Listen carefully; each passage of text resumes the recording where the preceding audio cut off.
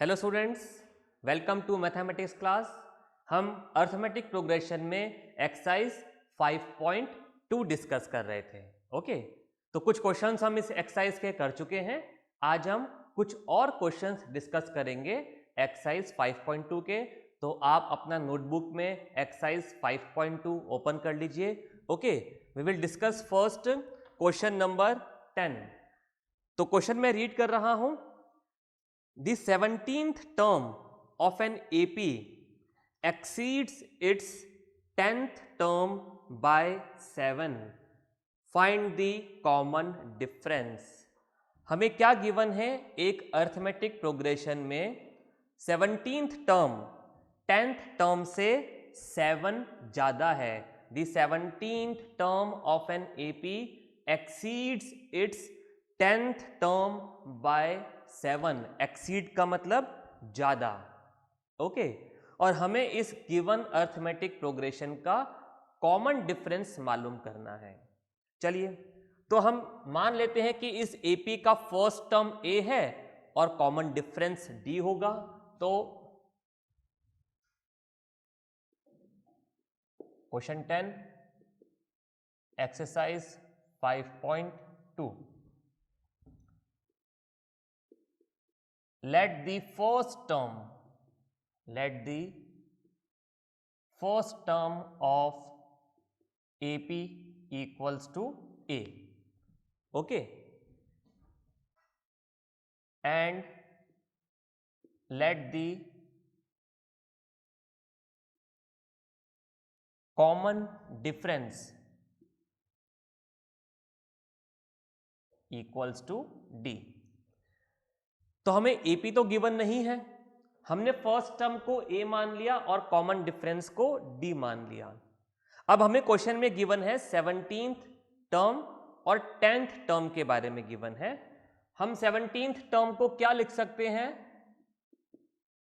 According to the formula of nth term और general formula of a term, 17th term will be A plus 16D। Okay, यही होगी। ये 17th term की value क्या है हमें नहीं पता, A की वैल्यू क्या है ये भी हमें नहीं पता, और D की वैल्यू क्या है ये भी हमें नहीं पता। ओके, बट हमें 17th टर्म क्या होगी, एक जनरल एक्सप्रेशन हम लिख सकते हैं A प्लस 16D। चलिए, और किस टर्म के बारे में बात की गई है? 10th टर्म के बारे में बात की गई है। तो 10th टर्म क्या होगी इस गिवन AP की? A plus 9D। ओके, यहां पर भी हमें ना A पता है ना ही D पता है, और 10th टर्म क्या होगी ये भी नहीं पता। लेकिन हमें क्वेश्चन में क्या गिवन है? We have been given that 17th term exceeds the 10th term by 7। हमें ये पता है कि ये टर्म इससे 7 ज्यादा है, तो एक्सीड का मतलब 7, यानी कि according to question 17th term exceeds the 10th term by 7। इस स्टेटमेंट को हम इक्वेशन की फॉर्म में कैसे लिख सकते हैं? A17 minus A10 equals to 7। अगर 17th टर्म 10th टर्म से 7 ज्यादा है, इसका मतलब अगर हम 17th में से 10th टर्म को सब्ट्रैक्ट करेंगे तो हमें क्या मिलेगा? डिफरेंस 7 मिलेगा। ओके, और 17th टर्म का जनरल एक्सप्रेशन क्या है? A plus 16D। तो हम यहां पर 17th टर्म की जगह A प्लस 16D लिख देते हैं, माइनस 10th टर्म की जगह हम A प्लस 9D लिख देते हैं, इक्वल टू 7। इतना ही इंफॉर्मेशन हमें गिवन है। चलिए इसको सॉल्व कर लेते हैं, थोड़ा सा देखते हैं कि क्या हमें एक्सप्रेशन मिलता है यहां से। सो A प्लस 16D माइनस, अब माइनस साइन ब्रैकेट के बाहर है तो ये माइनस A हो जाएगा, माइनस A, ये प्लस 9D है, माइनस से मल्टीप्लाई होगा तो माइनस 9D इक्वल्स टू 7। तो इस इक्वेशन को हम इस तरीके से भी लिख सकते हैं। Okay, plus A and minus A cancel हो गए, राइट। क्या बचा? 16d minus 9d। 16d minus 9d इसको हम लिख सकते हैं 7d इक्वल्स टू 7। और यहां से हमें d की वैल्यू क्या मिलेगी? 7 डिवाइडेड बाय 7। तो d की वैल्यू हमें मिल गई 1, यानी कि कॉमन डिफरेंस की वैल्यू आ गई 1। और क्वेश्चन में हमसे क्या पूछा गया था? Find the common difference. और कॉमन डिफरेंस ही इस इक्वेशन से हमारे पास में आया वैल्यू, और क्या वैल्यू मिली हमें? 1। तो हम क्या स्टेटमेंट लिखेंगे? सो द कॉमन डिफरेंस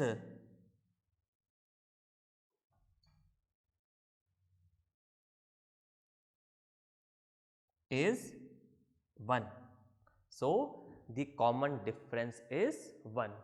तो जो इंफॉर्मेशन हमें गिवन थी हमने एज इट इज उसको यूज किया।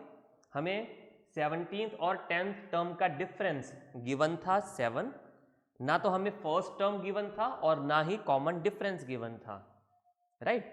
तो हमने इसी इंफॉर्मेशन को यूज किया और कॉमन डिफरेंस का वैल्यू हमें मिला 1।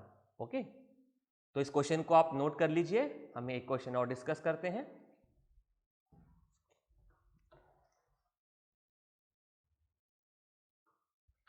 चलिए, तो आपने नोट कर लिया होगा, मैं इसको रब कर देता हूं। आप फटाफट से क्वेश्चन नंबर 12 को एक बार रीड कीजिए, देन हम डिस्कस करते हैं क्वेश्चन नंबर 12 का solution.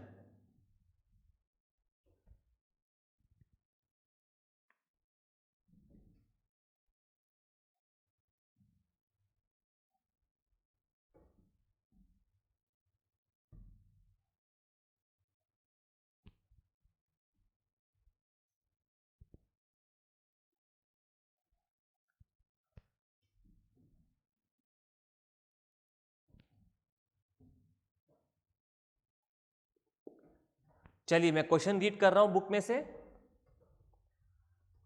2 APs have the same common difference. The difference between their 100th term is 100. What is the difference between their 1000th term? What is the difference between their 1000th term? तो यहां पर हमें दो arithmetic progressions के बारे में एक information given है कि उनका कॉमन डिफरेंस सेम है, लेकिन उस कॉमन डिफरेंस का वैल्यू क्या है ये हमें नहीं बताया। लेकिन इतना पता है कि वो जो भी वैल्यू होगा दोनों अर्थमेटिक प्रोग्रेशन के लिए सेम कॉमन डिफरेंस होगा। और हमें क्या इंफॉर्मेशन गिवन है? इन दोनों अर्थमेटिक प्रोग्रेशन की जो भी 100th टर्म होगी, दो एपीज हैं, फर्स्ट एपी की 100 टर्म और सेकंड एपी की 100th term.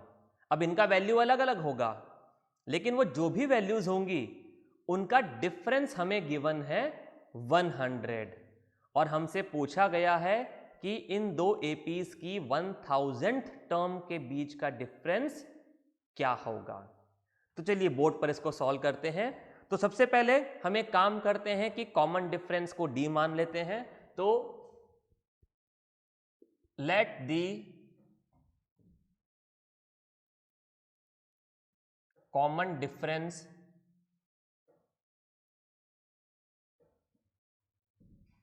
of 2 APs equals to D।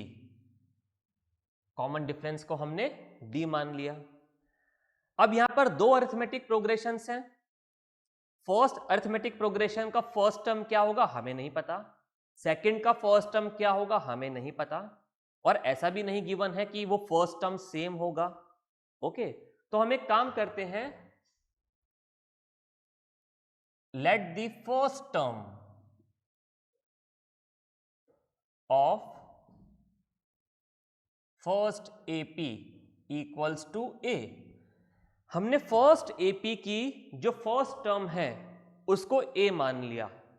Okay, ऐसे ही सेकंड अरिथमेटिक प्रोग्रेशन का भी कोई फर्स्ट टर्म होगा, तो हम उसकी भी कुछ वैल्यू एज्यूम कर लेते हैं। Let the first term of second AP equals to capital A value ले लेते हैं हम।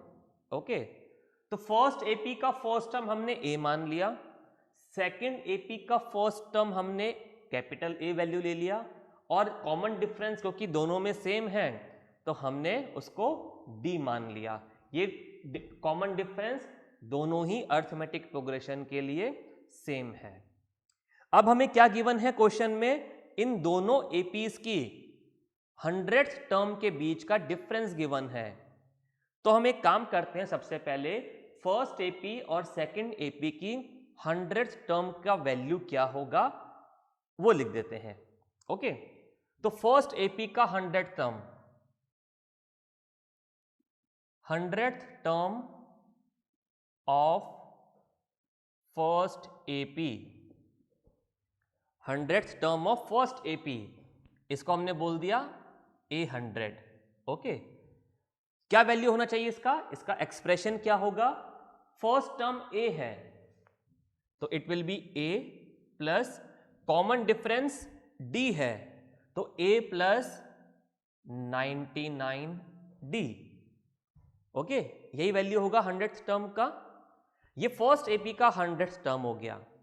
ऐसे ही हम सेकंड एपी का भी 100th टर्म यहां पर लिख देते हैं, 100th term of second AP, 100th term of second AP A100। Second AP का फर्स्ट टर्म कितना है, कैपिटल A। ओके, तो it will be A plus, और सेकंड एपी का भी कॉमन डिफरेंस D है तो it will be A plus 99D। Right, तो ये हमें फर्स्ट एपी का 100th टर्म और ये सेकंड एपी का 100 टर्म का एक जनरल एक्सप्रेशन मिल गया। ए क्या है हमें नहीं पता, डी क्या है हमें नहीं पता, और यहां पर भी कैपिटल ए की क्या वैल्यू है वो भी हमें नहीं पता। लेकिन क्या पता है, अकॉर्डिंग टू क्वेश्चन हमें क्या गिवन है, इन दोनों टर्म्स का डिफरेंस 100 है। अब डिफरेंस तो हम दिस माइनस दिस कैलकुलेट कर सकते हैं, लेकिन डिफरेंस की बात है तो हम A100 माइनस स्मॉल a100 भी लिख सकते हैं। दो नंबर हैं x and y, x and y का डिफरेंस, x एंड y का डिफरेंस तो x माइनस वाई और y माइनस एक्स भी हो सकता है। Okay, difference between two numbers तो x माइनस वाई भी कर सकते हैं और y माइनस एक्स भी कर सकते हैं। तो यहां हमें ऐसा कुछ नहीं गिवन है कि डिफरेंस हमें किस टर्म में से दूसरी टर्म का लेना है, यानी कि ऐसा नहीं बोला गया कि इसमें से इसको माइनस करेंगे तो 100 आएगा या इसमें से इसको माइनस करेंगे तो 100 आएगा। तो हम अभी इस वैल्यू में से इस वैल्यू को सब्ट्रैक्ट कर देते हैं। ओके, तो डिफरेंस क्या हो जाएगा, A100 माइनस A100। ओके, अब फर्स्ट एपी की फर्स्ट टर्म 100th टर्म है A प्लस 99D, तो इस डिफरेंस का वैल्यू क्या होना चाहिए, 99D minus capital A plus 99D।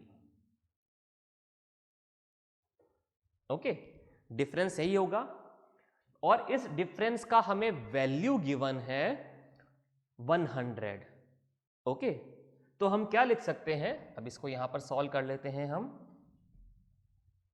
A plus 99D minus, अब ब्रैकेट ओपन कर देते हैं तो हमें क्या मिलेगा, capital A minus 99D equals to 100, क्योंकि A100 माइनस A100 इन दोनों टर्म्स के बीच का डिफरेंस कितना है, 100। राइट, अब देखिए 99D और 99D कैंसिल हो गए, देन हमें क्या मिला है, इस इक्वेशन को सॉल्व करके small a minus capital A equals to 100। अगर हम इस टर्म में से इसको सब्ट्रैक्ट करते तो यहां पर क्या मिल जाता, capital A minus small a equals to 100। Okay, चलिए इसको अब आगे सॉल्व करते हैं क्वेश्चन को। क्या पूछा गया है हमसे, फर्स्ट एपी की 1000th टर्म और सेकंड एपी की 1000th टर्म के बीच का डिफरेंस क्या होगा, यानी कि इन दोनों गिवन एपीज की 1000th टर्म के बीच का डिफरेंस क्या होगा। अब क्योंकि यहां पे हमने डिफरेंस क्या लिया है, फर्स्ट एपी की 100 टर्म माइनस सेकेंड एपी की 100 टर्म, तो यहां पर भी हम अब डिफरेंस क्या लेंगे, फर्स्ट एपी की 1000th टर्म और सेकेंड एपी की 1000th टर्म। तो पहले तो 1000th टर्म क्या होगी इसका एक जनरल एक्सप्रेशन लिख देते हैं। Okay, now 1000th term of first AP, 1000th term of first AP क्या होगा, वो A1000, और क्या एक्सप्रेशन होना चाहिए इसका, A + 999D। Okay, then 1000th term of second AP, A1000, क्या एक्सप्रेशन होगा इसका, कैपिटल A + 999D। ओके, यही एक्सप्रेशंस होंगे फर्स्ट एपी की 1000th टर्म और सेकेंड एपी की 1000th टर्म का। अब हमें इनका डिफरेंस मालूम करना है। ओके, तो आप पहले क्वेश्चन को यहां तक नोट कर लीजिए, मैं थोड़ा सा पार्ट रब करके आगे इसको सॉल्व करते हैं। ओके,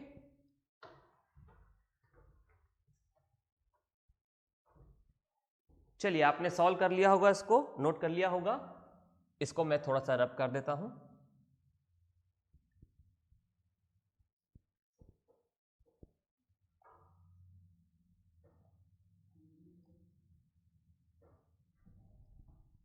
चलिए अब क्या पूछा गया है हमसे, one difference between 1000th term of the AP, तो क्या होगा difference, A1000 minus A1000। Okay, now हमने एक्सप्रेशन लिख दिए हैं इन दोनों के, इनकी वैल्यूज को पुट कर देते हैं, तो इट विल बी, अभी डिफरेंस क्या होगा हमें नहीं पता, ये तो हमें मालूम करना है, तो हम इनके एक्सप्रेशंस को यहां पुट कर देते हैं, A + 999D minus capital A + 999D। Okay, ये दोनों वैल्यूज हमने यहां पर पुट कर दी।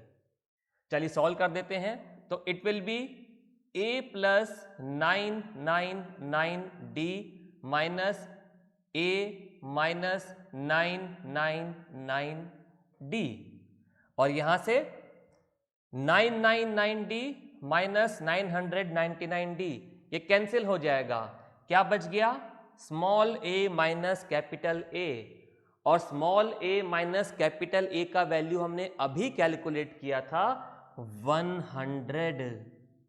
तो हमें 1000th term of first AP और 1000th term of second AP के बीच का डिफरेंस क्या मिला, यहां पर 100, और यही डिफरेंस हमें मिला था जब हमने फर्स्ट एपी की 100th टर्म और सेकेंड एपी की 100th टर्म का डिफरेंस मालूम किया था।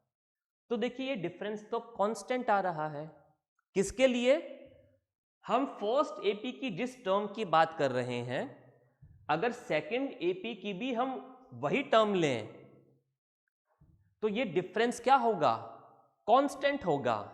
ओके, ये डिफरेंस क्या होगा, कांस्टेंट होगा। क्यों, जब हमने फर्स्ट एपी की 100th टर्म की बात करी और सेकेंड एपी की भी 100th टर्म की बात करी, तो ये डिफरेंस कितना आया था, 100।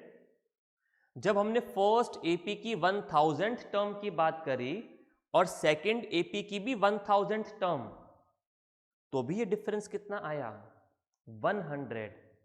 ओके, यानी कि हम अगर इन दोनों एपीज की सेम नंबर ऑफ टर्म की बात कर रहे हैं। फॉर एग्जाम्पल अगर हम फर्स्ट एपी की 800th टर्म की बात करें और सेकंड एपी की भी 800th टर्म की बात करें, तो उन दोनों टर्म्स के बीच का कॉमन डिफरेंस क्या होना चाहिए? वो भी 100 ही होगा। आप एक बार ट्राई करके देखिएगा। ओके, तो इस तरीके से हमने इस क्वेश्चन को सॉल्व किया। हमें क्या गिवन था? दो एपीज का कॉमन डिफरेंस सेम है, कांस्टेंट है। ओके, और हमें इन दोनों एपीज की 100th टर्म के बीच का डिफरेंस गिवन था। हमें 1000th टर्म के बीच का डिफरेंस मालूम करना था। तो ऐसा अगर कोई केस आता है तो इसका मतलब कि ये जो डिफरेंस है ये कांस्टेंट रहेगा। राइट, आप क्वेश्चन नोट कर लीजिए, देन हम नेक्स्ट क्वेश्चन डिस्कस करते हैं। चलिए मैं इसको रब कर देता हूं, आपने नोट कर लिया होगा। क्वेश्चन नंबर 15 आप रीड कीजिए जब तक मैं बोर्ड रब कर रहा हूं, एंड देन हम उसका सॉल्यूशन डिस्कस करते हैं।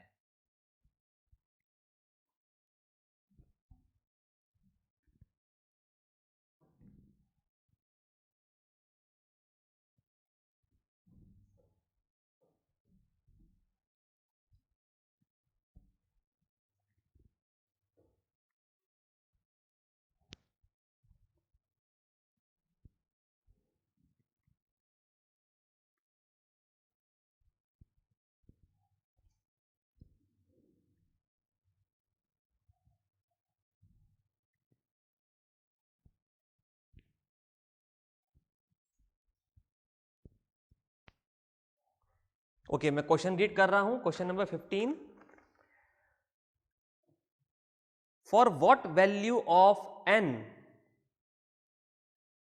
Are the nth terms of two APs, हमें दो एपी गिवन है equal, for what value of n are the nth term of the two APs are equal. हमें दो अर्थमेटिक प्रोग्रेशंस गिवन है। ओके, और हमसे पूछा गया है कि n की किस वैल्यू के लिए इन एपीज की nth टर्म आपस में इक्वल होंगी। तो हमें n की वो वैल्यू मालूम करनी है, नंबर ऑफ टर्म्स, ओके, जिसके लिए इन गिवन एपीज की nth टर्म आपस में इक्वल होंगी। चलिए सबसे पहले हम जो इंफॉर्मेशन गिवन है वो लिख देते हैं। Question number 15, first AP. First AP हमें गिवन है 63, 65, 67 एंड सो ऑन। ओके, तो इस एपी में फर्स्ट टर्म क्या है? 63, और कॉमन डिफरेंस कितना है? 65 माइनस 63 2। तो ये इंफॉर्मेशन हम यहां पर साथ में लिख देते हैं। Right, second AP, second AP हमें गिवन है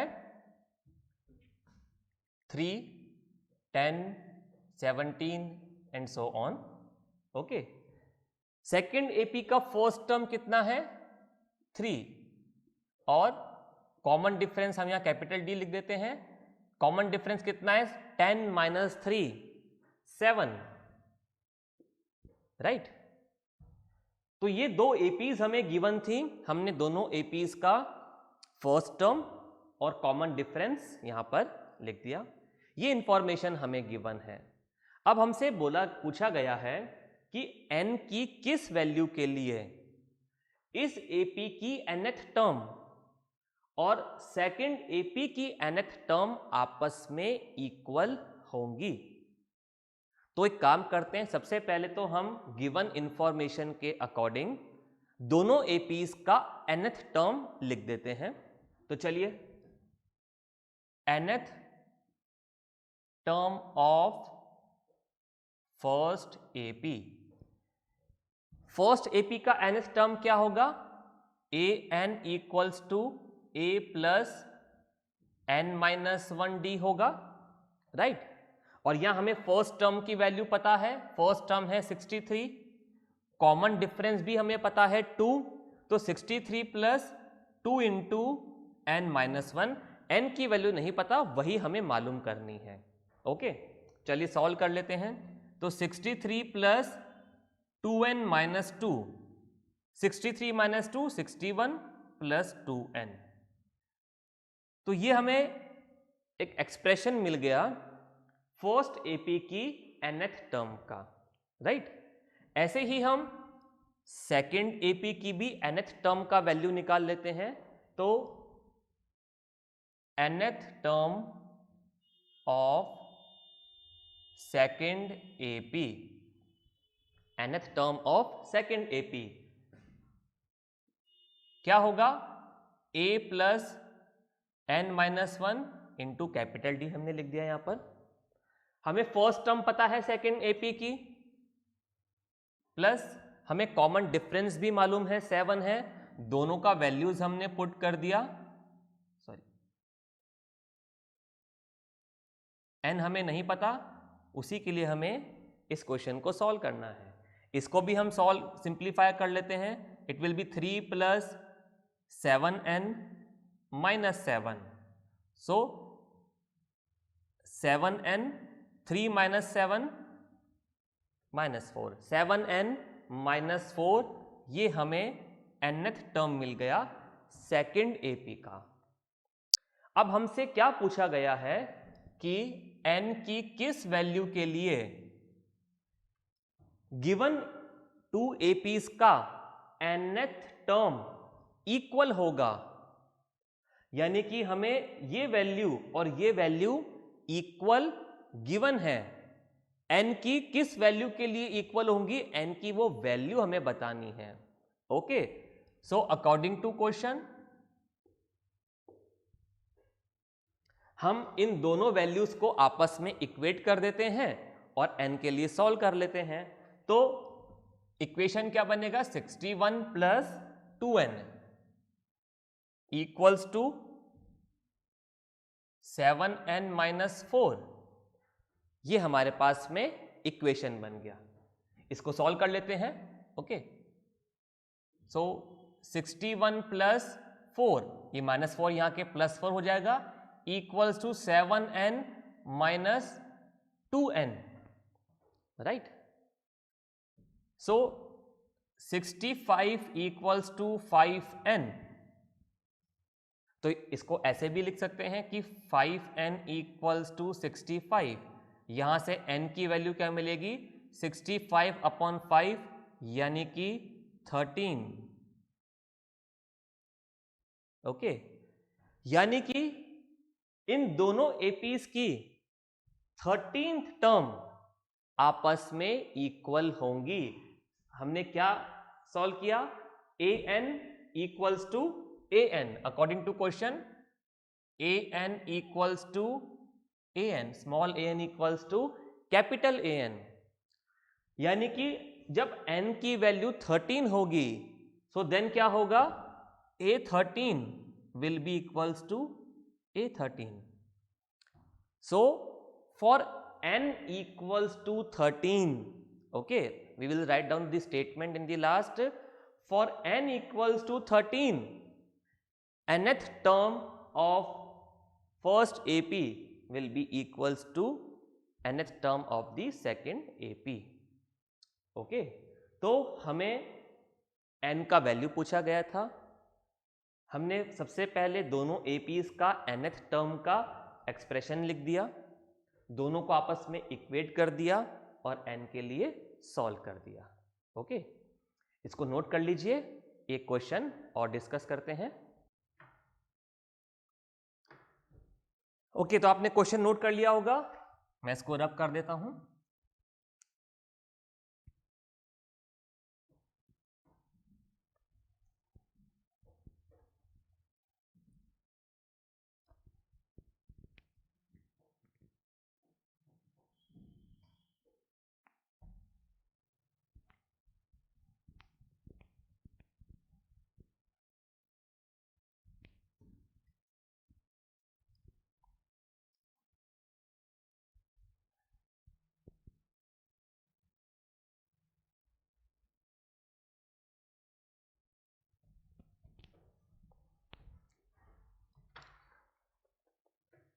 चलिए क्वेश्चन नंबर 19 में रीड कर रहा हूं, आप भी पढ़िए उसको। Subba Rao started work in 1995 at an annual salary of 5,000 rupees and received an increment of rupees 200 each year. In which year did his income reach 7,000? हमें गिवन है कि 1995 में Subba Rao started his job और उसका सैलरी था उनका 5,000 rupees 1995 में, और उसके बाद हर ईयर उनको इंक्रीमेंट मिल रहा है 200 रुपीज़ का। तो किस ईयर में उनका सैलरी 7,000 रुपीज़ होगा? तो क्या ये अर्थमेटिक प्रोग्रेशन है, पहले ये देखते हैं और फिर हम इसको क्वेश्चन को सॉल्व करते हैं। तो क्वेश्चन नंबर 19, तो हमें गिवन है salary of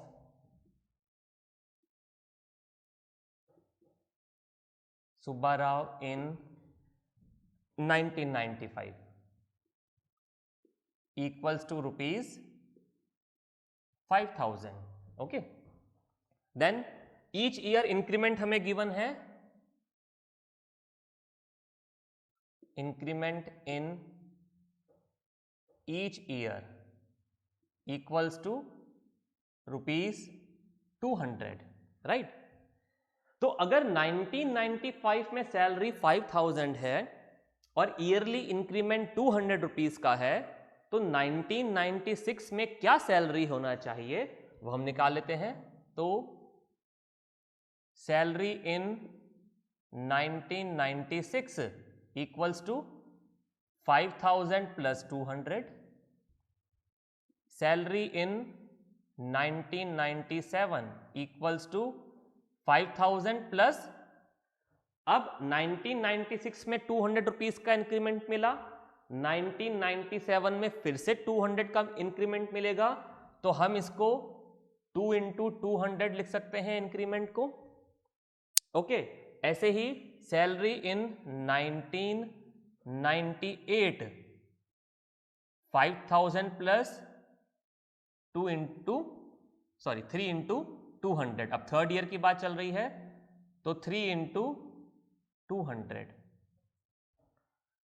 okay, so first year में सैलरी कितना है 5,000, second year 5,000 plus 200, third year 5,000 plus 2 into 200, then fourth year 5,000 plus 3 into 200। Okay, तो एक काम करते हैं, इस 5,000 को हम इस गिवन सीक्वेंस का फर्स्ट टर्म मान लेते हैं। तो देखिए A1 का वैल्यू हो गया 5,000, ओके, A2 का वैल्यू हो गया 5,000 प्लस 200, A3 का वैल्यू हो गया 5,000 प्लस 2 इंटू 200 एंड A4 का वैल्यू हो गया 5,000 प्लस 3 इंटू 200। अब अगर हम इसे कंपेयर करें एक एपी के जनरल एक्सप्रेशन से,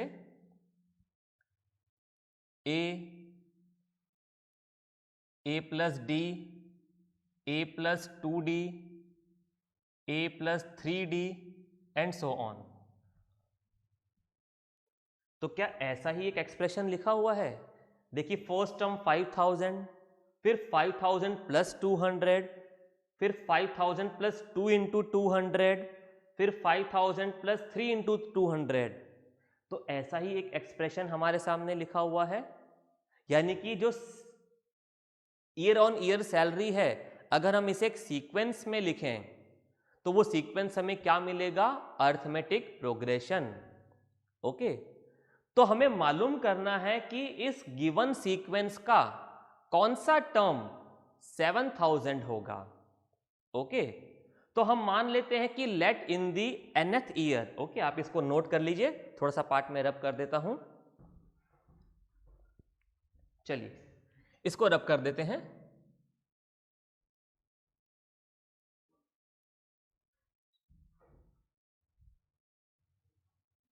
तो तो हम यहां पे मेंशन करेंगे as the salary in each year forms an AP with A equals to 5,000 and D equals to 200. Okay, तो हमसे पूछा गया कि किस ईयर में सैलरी 7,000 होगा, तो हमने मान लिया let in nth year the salary will be rupees 7,000. Okay, अब अकॉर्डिंग टू इंफॉर्मेशन इस एपी का nth टर्म क्या होना चाहिए? 5,000 plus n minus 1 into 200. Okay, और इस nth टर्म की वैल्यू क्या है? 7,000 रुपीज, राइट। तो यहां हम an की जगह 7,000 पुट कर देते हैं, तो इक्वेशन मिलेगा 7,000 equals to 5,000 plus 200 into n minus 1. Okay, solve कर लेते हैं। 5,000 को इस साइड लाके हम सब्ट्रैक्ट कर देते हैं, तो 2,000 equals to 200 into n minus 1, right. इसको मैं यहां सॉल्व कर देता हूं। नाउ इस 200 को हम डिवाइड कर सकते हैं 2000 से, तो हमें क्या इक्वेशन मिलेगा? n minus 1 equals to 2000 divided by 200, यानी कि n माइनस 1 का वैल्यू हमें मिला 10. ओके, तो n का वैल्यू कितना मिला? 10 plus 1 11. This means what? This means that in 11th year, 11th year मतलब फर्स्ट ईयर है 1995, ये एपी का फर्स्ट टर्म था। So in 11th year the salary of Subbarao will be rupees 7,000, rupees 7,000. और अगर आपको ईयर, पर्टिकुलर ईयर मालूम करना है, तो अगर 1995 फर्स्ट ईयर है तो 11th ईयर कौन सा होगा? 2005. Okay, so in 11th year the salary of Subbarao will be rupees 7,000. Okay, तो आज हमने एक्सरसाइज 5.2 के 4 क्वेश्चंस डिस्कस किए। कोई डाउट है आप वीडियो को फिर से देखिए, फैकल्टी इंचार्ज से कंसल्ट कीजिए। We will meet in the next class. Okay, bye.